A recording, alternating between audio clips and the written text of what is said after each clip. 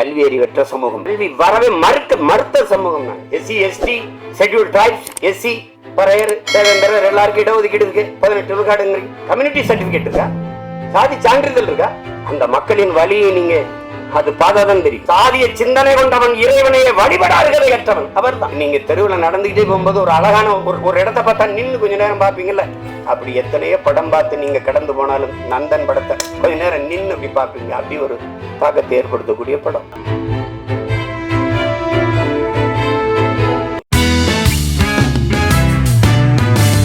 அந்த நந்தனை எரித்த தீயில் ஒரு கொஞ்சம் எடுத்துட்டு வந்துதான் எரிய விட்டுருக்கான் என் தம்பி. அந்த நந்தன்ல கயிறைய வச்சிருக்கான் பாருங்க.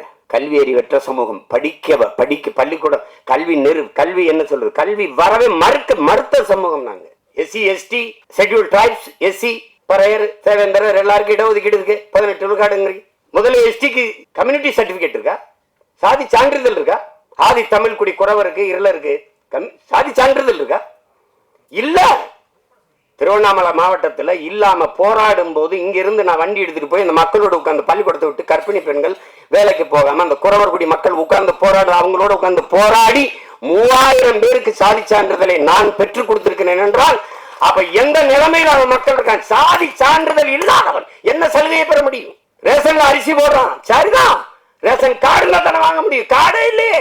அந்த மக்களின் வழியை நீங்க அது பார்த்தாதான் தெரியும், அனுபவிச்சானது என்ன தெரியும். நமக்கு எல்லாமே செய்தி தான். விவசாயி செத்தாலும் செய்தி தான், நமக்கு மீனவன் செத்தாலும் செய்தி தான், எல்லாமே நமக்கு செய்தி தான். ஆனால் இந்த படத்தை பார்த்துட்டு அப்படி கடந்து போக முடியாது. அவ்வளவு சிறந்த ஒரு படைப்பு. அதுக்கு எடுக்கிறதுக்கு ஒரு அசாத்திய துணிவு வேணும். அந்த திரைக்கதை அவ்வளவு செறிவா அவர் அந்த வழியை ஏற்படுத்துற அளவுக்கு செதுக்கிட்டார்.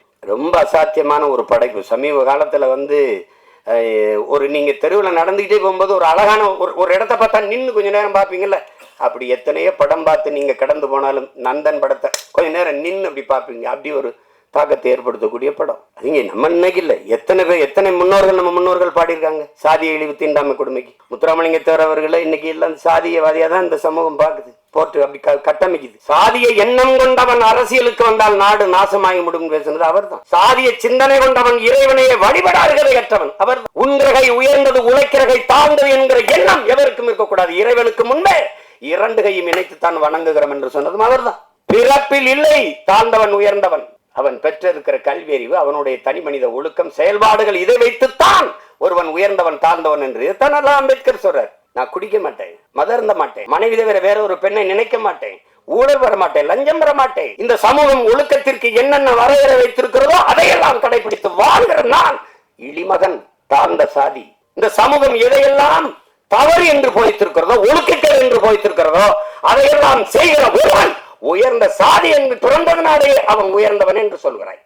இது எப்படி ஏற்கிறதுங்கிறது. எங்க அண்ணன் கமலஹாசன் என்கிட்ட பேசுனதற்கு தனிப்பட்ட முறையில் நான் குளிக்காம ரெக்கார்டிங் தேட்டர் போவேன் தம்பி, நான் கறி சாப்பிடுவேன், சாமி கும்பிட மாட்டேன். பாருங்க, இது எங்க அண்ணன் கமலஹாசன் எதுக்கு சொல்ல வர்றாரு.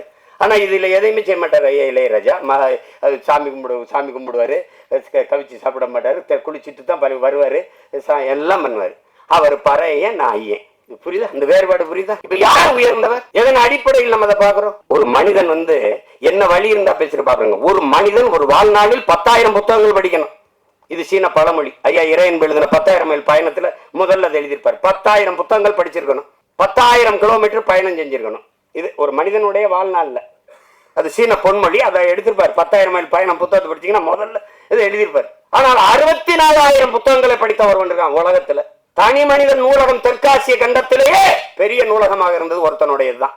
அவன் ஜமீனும் இல்ல, திவானும் இல்ல, அவன் அமைச்சர் பெரிய கோடீஸ்வரனும் இல்ல. அப்படி புத்தகங்களா வாங்கி சேர்க்க, அவன் நகையை வாங்கி சேர்த்தான், காரை வாங்கி சேர்த்தான், சொத்தை வாங்கி சேர்த்தான், ஒருத்தன் புத்தகத்தமா சேர்த்திருக்கான். படுக்கிற இடம் கூட தான் படிக்கிற இடத்துக்கு பக்கத்துல இருக்கணும். நூலகத்துக்கு அருகிலேயே அறை எடுத்து தங்கியவன். உலகத்தின் தலை சிறந்த கல்வியாளன் சிலையை சிறக்க போகிறோம் என்று ஆஸ்திரேலிய பிரதமர் போய் சிலையை திறக்கிறார். ஒரு சிவப்பு பட்டு துணியிலே போர்த்தி இருக்கிறது. அது திறக்கிறாங்க, மார்பளவு சிலை. திறந்தால் அறிவாசன் அண்ணல் அம்பேத்கருடைய சிலை. என் அருமை பெருமக்களே, அந்த பேரறிஞன் சொல்லுகிறான், அவன் பட்ட வழியில் இருந்து அவன் மொழி வருகிறது. ஆடு குளித்து செல்கிறது இந்த குளத்திலே, மாடு குளித்து செல்கிறது சக மனிதன். நான் குளித்து வெளியேறக்கூடாதா? அந்த வழியை நீங்க புரிஞ்சுக்கிட்டீங்கன்னா இந்த படம் உங்களுக்கு ரொம்ப பிடிக்கும். இந்த வழியின் மொழிதான் நந்தன்கிற திரைக்காவியம். வழி இருந்தால் படத்தோட பொருந்திருவியே, அது உங்களை பாதிக்கும். இல்லை என்றால் இந்த படம் போதிக்கும். ஆனால் எப்படியாவது இந்த படம் உங்களை செய்யும். படைப்பு என்பது என்ன என் உடன் பிறந்தவர்களே? ஒரு கல்லூரி வாசலிலே ஒரு கல் இருக்குது, பெரிய கல். அவன் என்ன சொல்றான், இதை எடுக்கணும், என்னடா பண்ணலாம் அப்படின்னு. அடிச்சு நொறுக்கி பூமிக்குள்ள புதைச்சிடலாம். ஒரு மாணவன் அதை எழுதிட்டு இது என்ன செய்யலாம்னு சொல்லுங்கடான்னா ஒருத்தன் எழுதிட்டு வரான். அடிச்சு நொறுக்கி சின்ன சின்ன கற்களா வச்சு பூமிக்குள்ள புதைச்சி விட்டுறலாம். ஒருத்தன் வந்து இதை உடச்சி ரெண்டா போட்டு படிக்கல்லாம் போட்டு எல்லாம் நடந்து போகலாம்.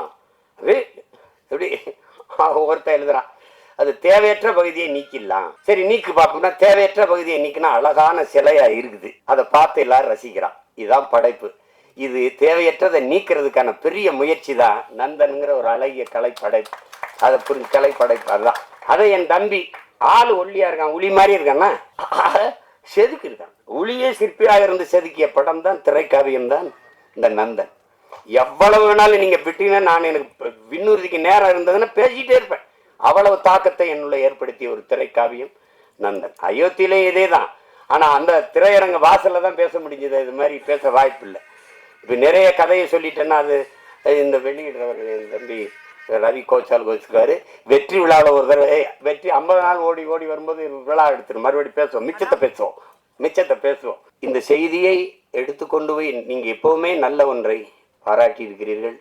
இது ஒரு சிறந்த படைப்பு, கொண்டு போய் சேர்த்து இந்த படத்தை வெற்றி பெற செய்யுங்கள். எளிய கலைஞர்கள் இளைய கலைஞர்கள் சேர்ந்து உருவாக்கிய ஈடு இணையற்ற ஒரு திரைக்காவியம்.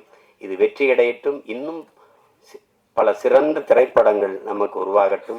பகத்சிங்கிட்ட போய் புரட்சினா என்ன? புரட்சி என்பது ரத்தம் சிந்தும் வன்முறையாகத்தான் இருக்க வேண்டும் என்பது அல்ல. அது துப்பாக்கி தோட்டாக்களை தொழுவதும் அல்ல. அப்ப எதுதான் பகத்சிங் புரட்சி? வெளிப்படையாகவே அநீதிகளால் கட்டமைக்கப்பட்ட சமூகத்தை தகர்த்து முற்றுமுழுதாக புதிய ஒரு சமூகத்தை படைப்பதுதான் புரட்சிங்கிறான். அப்படி ஒரு புதிய ஒரு சமூகத்தை படைப்பதற்கான முயற்சி தான் நந்தன் படம் ஏற்படுத்த போகிற புரட்சி. புரட்சி என்பது ஒவ்வொரு மனிதனின் காலுக்கு கீழே காத்து கிடக்கிறது காய்ந்த சருகுகளாக, ஒரு தீக்குச்சியின் உரசலுக்காக. அந்த தீக்குச்சி தான் நந்தன் பற்ற வைத்து போடுகிற தீக்குச்சி. அன்பிற்குரியவர்களை, புரட்சி தீ பற்றி எரியட்டும். மாற்றம் என்பது மானுட தத்துவம். மாறாது என்ற சொல்லை தவிர மற்றவை அனைத்தும் மாறிவிடும். மாறுவோம், மாற்றுவோம். புரட்சி ஓங்க. வாழ்த்துக்கள்.